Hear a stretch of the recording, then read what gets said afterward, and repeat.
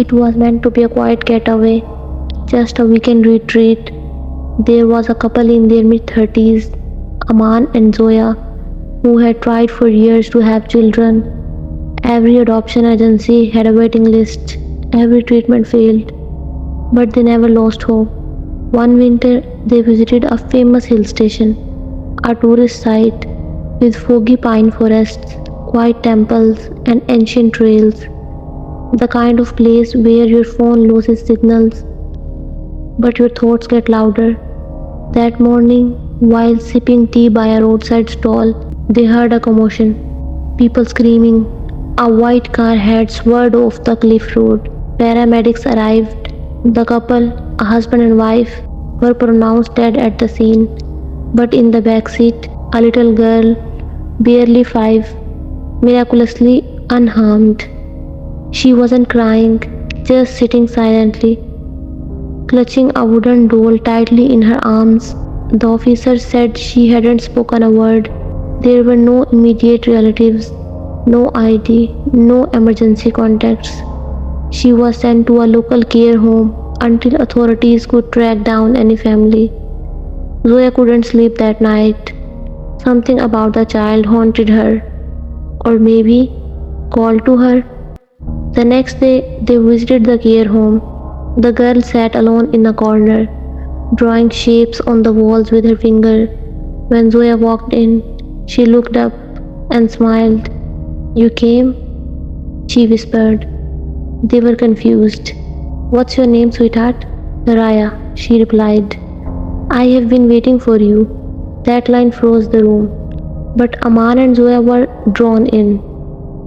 Within days, legal formalities moved quickly. They were allowed to take temporary custody. Back in their home city, things began normally. Raya was quiet, polite, always smiling, but she never spoke of her parents, never asked for them, and she never let go of her doll, not even while bathing or sleeping. Strange things started happening, toys moving, doors unlocking at night. Zoya once heard whispers coming from Raya's room, but the girl was alone. She asked, "Who are you talking to?" Raya replied, "My old parents.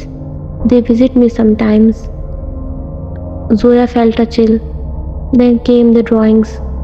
Raya filled entire pages with images of cliffs, burning cars, and stick figures falling.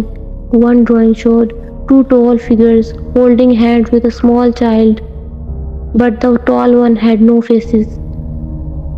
Another had a figure lying in bed, surrounded by black hands reaching from under it. When Zoya asked her what they were, Raya only said, "They are watching us now." Aman tried to rationalize it. Trauma? Maybe she saw something at the accident. But the doll began to change. It looked older, darker. Once soft, the face now had cracks. The eyes seemed to follow them. One night, Zoya woke up to find Raya standing by her bed, whispering something repeatedly. "He is coming, he is coming, he is coming." When asked who, Raya only pointed to the corner of the room and said, "He lives inside the doll." Zoya's health began to decline. Migraines, nightmares.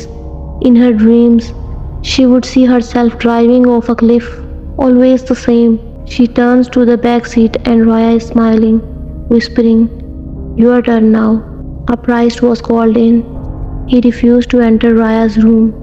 He said the energy in that space was unnatural, that something wasn't just following the child, it had merged with her.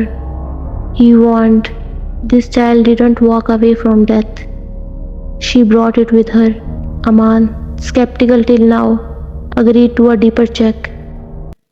He found no death certificate of the couple from the accident, no news coverage, nothing. The police station had no memory of the incident. It was as if the incident never happened. But they remembered being there. They saw the wreckage. They took her home. Zoya began to break. One night, she packed a bag and tried to leave with Raya, but the child screamed. The first time she ever raised her voice, and suddenly, all the lights in the house blew out. Door slammed. Zoya collapsed. She said she felt like her soul was being pulled out. And through it all, she heard Raya say one thing: "You are not allowed to go. Not until it's done." Aman returned to find Zoya's unconscious. Raya was calmly brushing the doll's hair. The doll now had Zoya's wedding ring on its finger. That was the last night Raya stayed in their house. They handed her over to authorities again, but the files disappeared. Aman and Zoya moved cities, changed numbers, tried to start over. But once a month, always on the night of a full moon, they each receive a hand drawn picture. No envelope, no address. It just appears inside their home.